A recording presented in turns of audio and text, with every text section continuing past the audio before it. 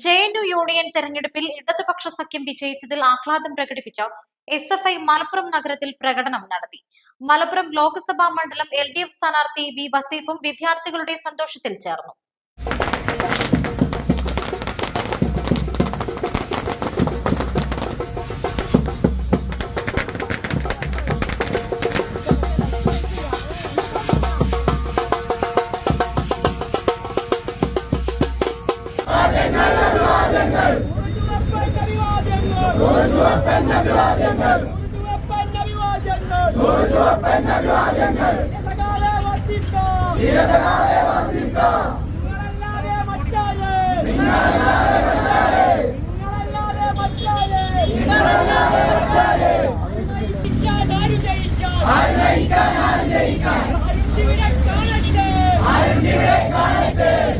Jubilee റോഡിൽ നിന്നും ആരംഭിച്ച പ്രകടനത്തിൽ നൂറുകണക്കിന് വിദ്യാർത്ഥികൾ അണിനിരന്നു.